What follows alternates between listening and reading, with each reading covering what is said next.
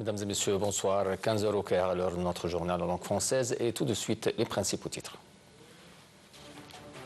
Le Premier ministre Moustapha Madbouli suit la disponibilité des produits stratégiques sur les marchés avec les ministres de l'approvisionnement et de l'agriculture.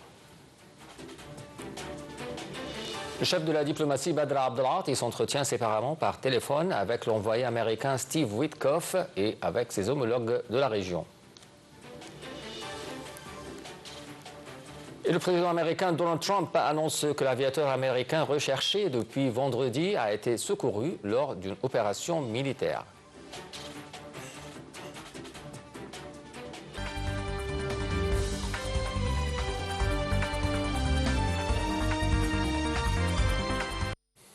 Et à l'une des actualités, le Premier ministre Moustapha Madbouli s'est réuni ce dimanche avec les ministres de l'approvisionnement et de l'agriculture. Au cours de la réunion, M. Madbouli a suivi la disponibilité des produits stratégiques sur les marchés, les préparatifs de la nouvelle saison du fournissement local du blé, ainsi que le système de la distribution des engrais.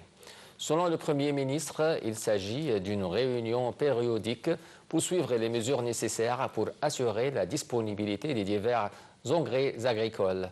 La réunion était également centrée sur l'examen des efforts déployés par le gouvernement pour assurer les besoins locaux et augmenter le volume de l'agriculture en Égypte. Le ministère des Affaires étrangères a déclaré dimanche dans un communiqué que, conformément aux directives du président Abdel Fattah el-Sisi, le chef de la diplomatie Badr Abdelati s'était entretenu séparément par téléphone avec l'envoyé américain Steve Witkoff et avec ses homologues de la région, dont le ministre iranien des Affaires étrangères Abbas Araghchi, afin de discuter des propositions visant à désamorcer les tensions régionales. Le communiqué indique que le porte-parole officiel du ministère, l'ambassadeur Tamim Khalaf, a déclaré que les échanges téléphoniques ont porté sur les derniers développements de la situation dangereuse dans la région. Des points de vue et des propositions ont été également échangés lors des appels téléphoniques sur les moyens de réduire l'escalade militaire dans la région. Le chef de la diplomatie Badr Abdelati a souligné l'importance de privilégier la diplomatie et le dialogue afin d'épargner à la région le risque de sombrer dans le chaos total. Abdelati s'exprimait lors d'un entretien téléphonique avec son homologue espagnol, José Manuel Alvarez. Lors de l'entretien, les deux chefs de la diplomatie ont évoqué les progrès réalisés dans les efforts diplomatiques et de communication intensifs déployés par l'Égypte pour apaiser les tensions dans la région, ainsi que la situation dans la bande de Gaza, en Cisjordanie et au Liban. Abdelati a salué la position du gouvernement espagnol sur la question palestinienne, soulignant l'importance de mener à bien la mise en œuvre de la deuxième phase du plan du président américain Donald Trump. L'Égypte a fermement condamné la tentative de sabotage qui a visé le quartier général de la mission des Émirats arabes unis et le quartier général du chef de mission à Damas. Dans un communiqué, le ministère égyptien des Affaires étrangères a souligné la nécessité de respecter le droit international et de protéger les missions diplomatiques et leur personnel conformément à la Convention de Vienne sur les relations diplomatiques. L'Égypte a affirmé que toute attaque contre des missions diplomatiques constitue une violation flagrante du droit international. L'Égypte a également réitéré sa pleine solidarité avec les Émirats arabes unis, insistant sur l'importance de prendre toutes les mesures nécessaires pour garantir la protection et la sécurité des missions diplomatiques selon les dispositions du droit international.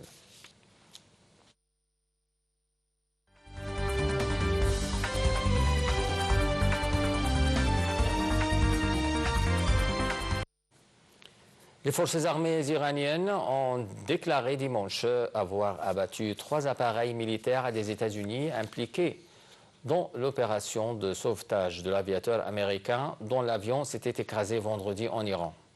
Pour sa part, le président Donald Trump a annoncé dimanche que le deuxième pilote américain recherché depuis vendredi après le crash de son avion en Iran avait été secouru lors d'une opération militaire et se trouvait sain et sauf.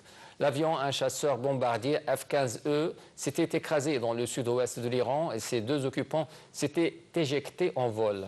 L'armée iranienne a affirmé avoir abattu cet appareil et les autorités avaient promis une récompense pour la capture du second occupant, le premier ayant été exfiltré peu après une opération des forces spéciales américaines. Toujours en Iran, les dirigeants iraniens ont rejeté le nouvel ultimatum du président américain Donald Trump qui menaçait de détruire les infrastructures vitales du pays si l'Iran ne parvenait pas à un accord mettant fin à la guerre dans les 48 heures. Le président américain avait renouvelé cet ultimatum avertissant l'Iran qu'il s'exposerait à de graves conséquences. L'armée israélienne a annoncé que son aviation avait bombardé au cours des dernières 24 heures plus de 120 cibles iraniennes. Les médias israéliens ont rapporté que les cibles bombardées dans l'ouest et le centre de l'Iran comprenaient des installations de missiles balistiques appartenant aux gardiens de révolution, des sites de stockage et de lancement de drones et des systèmes de défense aérienne. Une nouvelle série d'attaques iraniennes contre les pays du Golfe dans la nuit de samedi à dimanche a provoqué d'importants dégâts au Koweït dans un complexe ministériel, des centrales électriques et usines de dessalement de l'eau. L'armée iranienne a également affirmé avoir ciblé l'industrie de l'aluminium aux Émirats arabes unis qui ont indiqué chercher à intercepter une attaque de missiles et de drones. Un commentaire.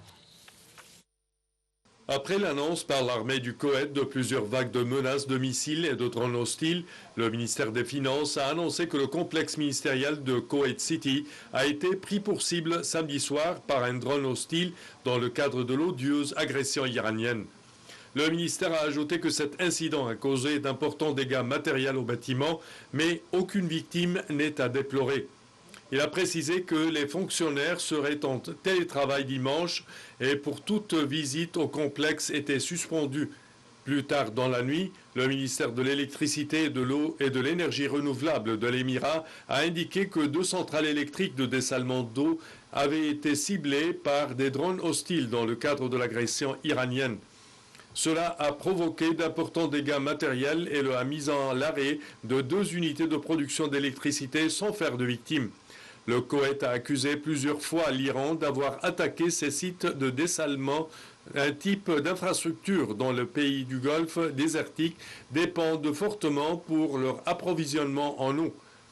Aux Émirats arabes unis, le ministère de la Défense a fait état dimanche de frappes sur X, assurant que les sons entendus à travers le pays résultent des opérations en cours contre ces missiles et drones.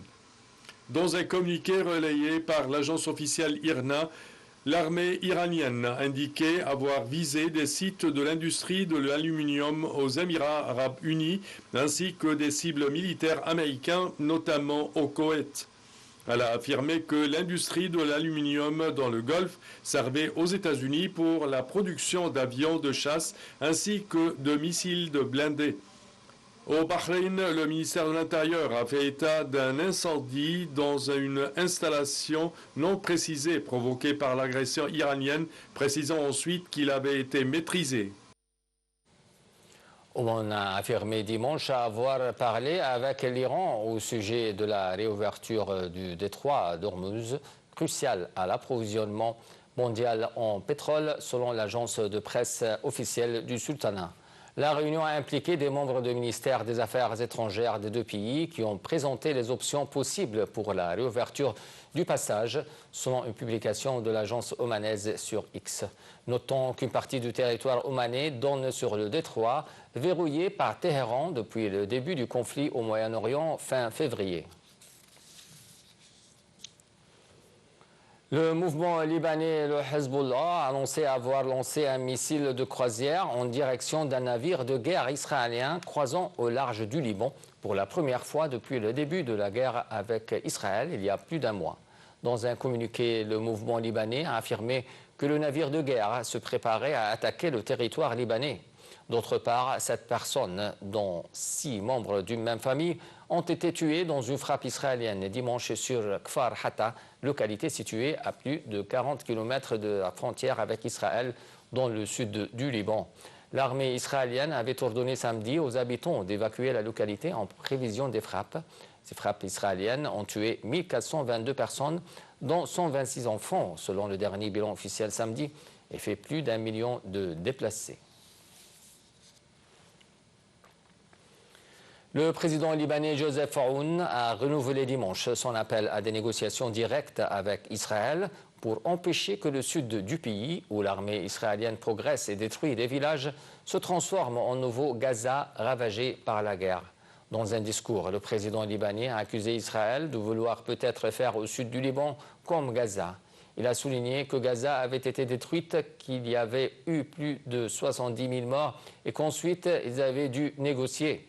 Le président libanais s'est ainsi interrogé pourquoi ne pas négocier pour arrêter ces tragédies et sauver ce qui reste des maisons et qui n'ont pas encore été détruites. De retour en Égypte, où le Croissant Rouge égyptien a lancé jeudi le 170e convoi de Zad el-Aizza, composé de plusieurs camions chargés d'aides humanitaires urgentes. Cette initiative s'inscrit dans le cadre des efforts continus du Croissant Rouge en tant que mécanisme national de coordination de l'aide destinée à Gaza. Le convoi transportait des tonnes d'aides humanitaires variées, comprenant des fournitures de secours, des paniers alimentaires et des produits pétroliers destinés à faire fonctionner les hôpitaux et les infrastructures essentielles dans la bande de Gaza. La défense civile de la bande de Gaza et l'hôpital Shifa ont annoncé dimanche la mort de 4 personnes dans une frappe de drone israélienne sur la ville de Gaza, malgré un fragile cessez-le-feu. 4 Palestiniens ont été tués dimanche par un bombardement israélien dans l'est de la ville de Gaza. L'attaque a eu lieu très tôt dimanche selon la défense civile, organisme de secours opérant sous l'autorité du mouvement palestinien Hamas. Selon le ministère de la Santé de Gaza, contrôlé par le Hamas, près de 715 Palestiniens ont été tués. La NASA a indiqué sur le réseau X que la mission Artemis 2 a atteint les 2 tiers du trajet jusqu'à la Lune. Lors d'une interview télévisée depuis leur vaisseau Orion, l'américaine Christina Koch a rapporté qu'elles ont pu voir pour la première fois la face cachée de la Lune et c'était tout simplement spectaculaire. Les 4 astronautes, 3 Américains et un Canadien, ont ainsi observé directement l'hémisphère de la Lune qui se situe en permanence du côté opposé à la Terre, ce qui n'avait jusqu'ici été accompli par leurs prédécesseurs du programme Apollo il y a plus de 50 ans.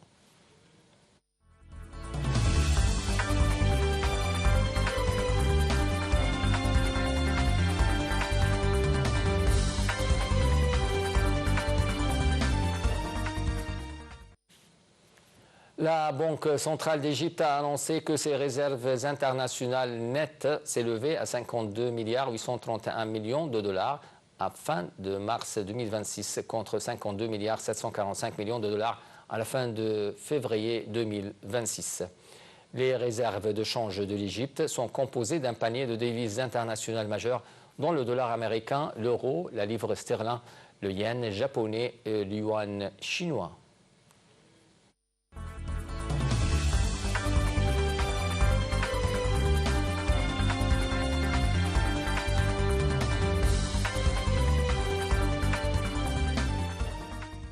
Et dans notre volet sportif à la première ligue, Arsenal s'est fait piéger par une équipe de 2e division Southampton dans des quarts de Coupe d'Angleterre. Fatal aux Reds de Liverpool, humilié 4-0 par Manchester. Avec cette nouvelle, mesdames et messieurs, on vient à la fin de notre journal. Merci de l'avoir suivi et bonsoir.